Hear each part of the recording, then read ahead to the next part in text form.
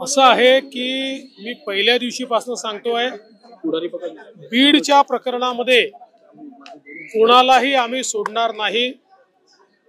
ज्याचा ज्याचा संबंध आढळेल, ज्या ज्या प्रकरणात आढळेल त्या प्रत्येकावर या ठिकाणी कारवाई करण्यात येईल। अतिशय कडक कारवाई करण्यात येईल। गुंडांचं राज्य आम्ही चालू देणार नाही। कोणालाही या ठिकाणी अशा प्रकारे हिंसा करता येणार नाही, खंडणी मागता येणार नाही। या दृष्टीने तपास अतिशय गतिशील केलेला आहे आणि त्यामुळेच आज त्यांना त्या ठिकाणी शरणागती पत्करावी लागली आहे। आता हत्येतले जे आरोपी फरार आहे त्यांना पकडण्याकरता देखील वेगवेगळ्या टीम्स या पूर्णपणे कामी लागलेल्या आहेत आणि कुठलाही आरोपी आम्ही त्या ठिकाणी सोडणार नाही, सगळ्यांना शोधून काढू। आज स्वर्गीय संतोष देशमुख यांच्या बंधूंची माझी फोनवर चर्चा झालेली आहे।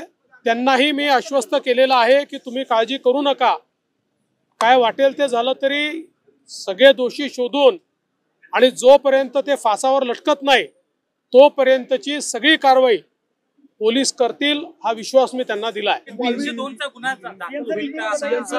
कोणचा गुन्हा दाखल होईल, कसा होईल हे सगळं पोलीस सांगतील। हे पोलिसांचं काम आहे। जे पुरावे आहेत त्याच्या आधारावर कोणाला सोडणार नाही हे मी स्पष्टपणे सांगितलेलं आहे। त्यामुळे या संदर्भात वेळोवेळी पोलीस निर्णय करतील, पोलीस ब्रीफिंग करतील। जाणीवपूर्वक ही केस CID ला देण्यात आलेली आहे, त्यांना पूर्ण स्वायत्तता देण्यात आलेली आहे। कोणाचाही त्यांच्यावर दबाव चालवून घेतला जाणार नाही, कुठलाही दबाव राहणार नाही। कोणी काही म्हणत असलं तरी पोलीस जो काही पुरावा आहे या पुराव्याच्या आधारावरच या ठिकाणी कारवाई करतील। त्यामुळे कोण व्हिडिओत काय म्हणताय, कोण काय म्हणत नाही हा विषयच नाही।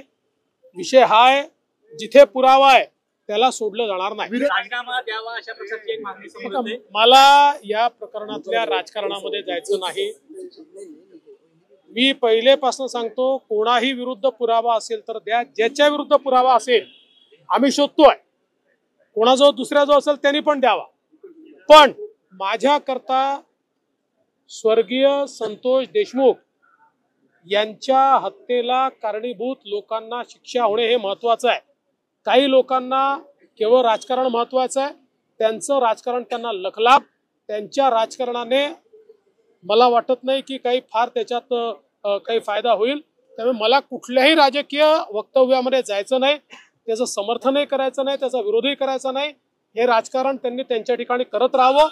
मात्र आमची भूमिका स्पष्ट आहे, स्वर्गीय संतोष देशमुख यांना न्याय मिळवून द्यायचा तो आम्ही मिळवून देऊ।